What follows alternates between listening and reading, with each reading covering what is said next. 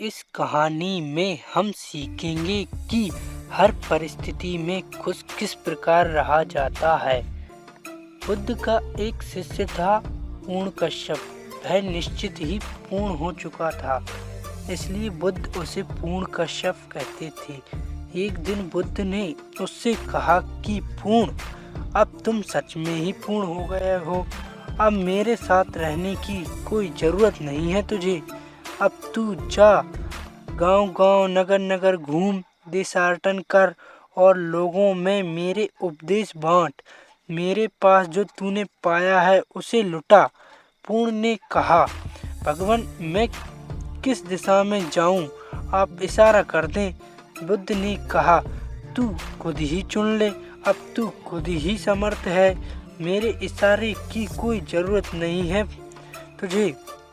पूर्ण ने कहा कि मैं अपनी यात्रा सूखा नामक गांव से शुरू करता हूँ।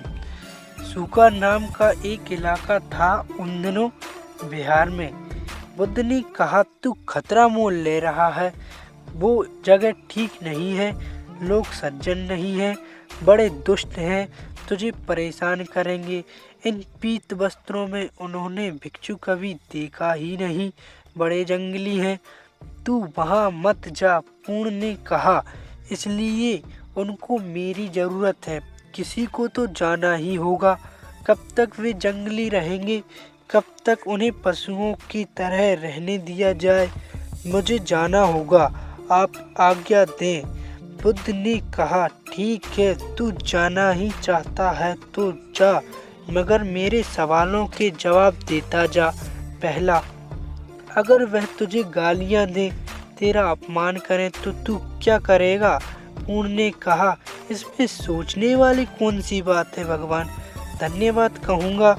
उनसे कितने भले लोग हैं, सिर्फ गालियां देते हैं, मारते नहीं। मार भी सकते थे। बुद्ध ने कहा, ठीक है, और अगर मारने ही लगे तो, और पीटने ही लगे तो तू क्या करेगा? पूर्ण ने कहा, फिर भी मैं उन्हें धन्यवाद ही कहूँगा कि मारते पीटते तो हैं, लेकिन जान से नहीं मारते। जान से भी मार सकते थे। बुद्ध ने कहा, आखिरी सवाल, अगर जान से मार दे तो? पूर्ण ने कहा, फिर तो मैं मरते मरते उनको धन्यवाद ही कहूँगा कि उस जीवन से छुटकारा दिला दिया जिसमें कोई भूल चूक हो सकती थी, कोई पाप हो सकता था।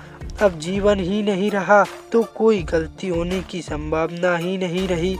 मैं निर्दोष हो गया, मैं पवित्र हो गया। बुद्ध मुस्कुराए और बोले, अब तू जा, तेरा कोई कुछ नहीं बिगाड़ पाएगा।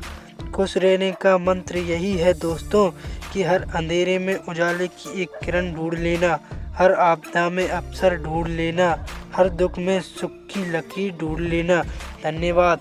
अगर वीडियो पसंद आए तो लाइक करें और मानवता को आगे बढ़ाने में मदद करें। धन्यवाद।